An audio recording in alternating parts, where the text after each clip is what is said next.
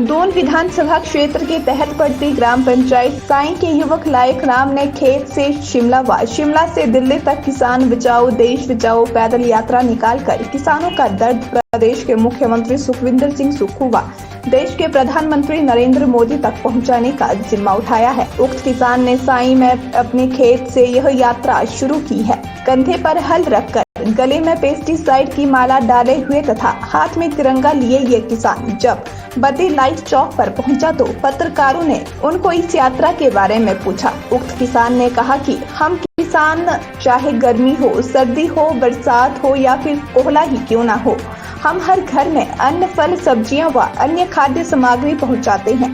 परंतु ऐसा बहुत बार हो चुका है कि किसान कर्ज उठाकर अपनी फसलें उगाता है तो कई बार प्राकृतिक आपदाओं के कारण उनकी फसलें खराब हो जाती हैं, जिससे किसानों को अपना तथा अपने परिवार का पेट पालना भी मुश्किल हो जाता है। किसान इतनी मेहनत करने के बावजूद भी कर्ज में डूब जाता है, लेकिन सरकारें उनकी कोई भी सुनवाई नहीं करती है। यहाँ तक कि कर्ज के चलते किसान आत्महत्या तक करने को मजबूर हो जाता है। आगे उन्होंने क्या कुछ कहा है, आइए सुनते हैं। RV7 न्यूज के लिए नालागढ़ से अनवर हुसैन की रिपोर्ट। मेरा नाम लायक राम है और मैं ग्राम पंचायत साई से हूँ और मैं एक किसान हूँ। हमारा दर्द, किसानों का दर्द ये होता है कि हम बैंकों के कर्जे में दबे होते हैं। हम लोगों के लिए अन्न पैदा करते हैं, लेकिन हमारी सुनवाई कहीं नहीं होती। हमारी जब फसलें ख़राब हो जाती है, हमारे पास पैसा नहीं होता, हम बैंकों से ऋण लेते हैं बीज, खाद और दवाइयों के लिए, लेकिन हमारी जो फसलें होती है प्रकृति पर निर्भर होती है। हम ऐसे किसान हैं जो बारिश के ऊपर निर्भर रहते हैं। बारिश अच्छी हो गई तो हमारी फसल अच्छी होती है, बारिश अच्छी नहीं हुई, ज़रूरत से कम या अधिक हुई तो हमारी फसलें ख़राब हो जाती है। इसी तरह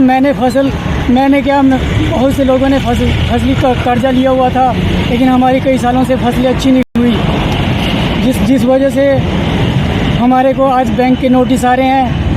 15 दिन का टाइम मिला हुआ है कि 15 दिन में पैसे जमा करवाओ, नहीं तो आपका घर और ज़मीन जब्त कर ली जाएगी। हम किसान हैं, हमारी फसलें ख़राब हुई, हमने इसका ज्ञापन पिछली सरकार को तहसीलदार के माध्यम से जयराम सरकार को दिया था, लेकिन हमारी कोई सुनवाई नहीं हुई। लेकिन आज नौबत ये आ गई है कि हमारी घर और ज़मीनें दाव पर लगी हुई है। अब हमने कांग्रेस सरकार से उम्मीद लगाई हुई है कि कांग्रेस सरकार हमारी समस्याओं को सुनेगी और शायद हमारे कर्जे माफ़ करेगी। और हमने किसानों ने बढ़ चढ़कर कांग्रेस सरकार को सपोर्ट किया है और सुक्खू जी को बनाया है इस उम्मीद के साथ कि वो किसानों के कर्जे माफ़ करेंगे। लेकिन सुक्खू जी की तरफ से किसानों के लिए अच्छी बात कही है कि गोभी के ऊपर सेब की तरह रेट बना कर देंगे, लेकिन तब तक ना हमारे पास ज़मीनें रहेगी ना हम जिंदा रहेंगे। हम आत्महत्या करने पर मजबूर है, हमारी सुनवाई कहीं नहीं है। तहसीलदार के पास मेरी पेशी थी, मेरी तरह और कई बहुत सारे किसान ऐसे हैं जो कर्जे में डूबे हुए हैं। हम किसान हैं, किसान के बेटे सेना में जाते हैं, जवान बनते हैं, ठीक है, या ट्रांसपोर्टे खोलते हैं।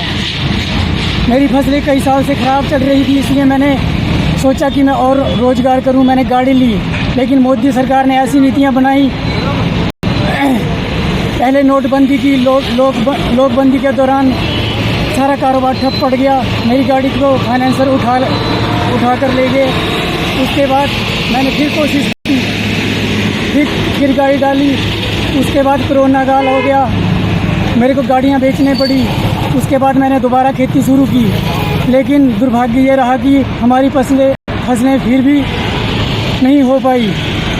बारिश अधिक होने की वजह से फसलें ख़राब हो गई। हमने खेतों में जाकर न्यूज़ में भी ये बात चलाई थी और तहसीलदार के माध्यम से जयराम सरकार को भी अवगत कराया था, लेकिन हमारी सुनवाई नहीं हुई। आज हम ज़मीनें होकर आत्महत्या करने की कगार पर है, इसलिए मैंने ये रैली निकाली है ताकि शायद हमारी ज़मीनें बच सकें। या हम बच सकें। तो ये रैली आपने कहाँ से कहाँ को शुरू की है और अकेले ही कर रहे हो इसको? ये रैली मैंने अपने घर से, अपने खेत से ले पहले शिमला सुप्रीम सिक्योरिटी से बात करूंगा, किसानों की समस्याओं से अवगत कराऊंगा। फिर मोदी जी, दिल्ली मोदी जी से बात करेंगे कि हमारे साथ क्या हुआ है। मोदी जी रात को 8-9 बजे आते हैं, 8-9 बजे आके भाषण देते हैं कि आज मैंने नोटबंदी कर दी, आज मैंने लॉकडाउन कर दिया, आज मैंने GST कर दी। लेकिन उससे हमारे ऊपर, मध्यम वर्ग के ऊपर क्या असर पड़ा है वो हम जानते हैं। हम आज आत्महत्या करने की कगार पर है और बेरोजगार है। ये जो आपने गले में माला डाली है, ये दवाइयों की कौन सी दवाइयाँ हैं और क्या है? ये दवाइयाँ हैं जो हम किसान अपनी खेती को बचाने के लिए, ये कीटनाशक है, फ्लावर, इससे फूल आते हैं, फूल टिकते हैं और पौधे को सुरक्षित रखने की दवाइयाँ हैं। लेकिन इन दवाइयों की कीमत हद पार करती है। एक हजार की 10-10 ग्राम और 2-2 हज़ार की 5-5, 10-10 ग्राम की दवाइयाँ हैं। हम इनका खर्चा कहाँ से पूरा करेंगे? हमारी फसलें ख़राब नहीं होती, अगर ख़राब नहीं होती तो हम बैंकों के कर्ज चुकाने में समर्थ थे, लेकिन हमारी फसलें ख़राब हो गई और दवाइयों का अधिक रेट है। हमने फसलें अच्छी उगाने के लिए आड़तियों से, साहूकारों से कर्जे लिए हुए हैं, अब दवाइयों के पैसे देने पाती है। हमने दवाइयों के लिए बैंक साहूकारों के पास चेक रखे हुए हैं, ज़मीनें गिरवी रखी हुई है, लेकिन हमारी फसलें अच्छी नहीं हुई। अब साहूकारों को हम दवाइयों के पैसे कहाँ से दें और हम कहाँ से बैंक का कर्जा दें? अब हमारे पास एक ही रास्ता बचता है, या तो सरकार हमारे कर्ज माफ़ करे या हम आत्महत्या कर लें। इससे आगे हम कुछ नहीं कर सकते। हम बेरोज़गार हैं, दिहाड़ी मजदूरी करके बड़ी मुश्किल से हमारा गुजारा चलता है। नौबत ये आई है कि मेरे पास इस वर्ष गेहूं की फसल बीजने के लिए पैसे नहीं हुए और मेरी ज़मीन बंजर पड़ी हुई है। खाद बीज और दवाइयों पे सब्सिडी दी जाए हमारे को।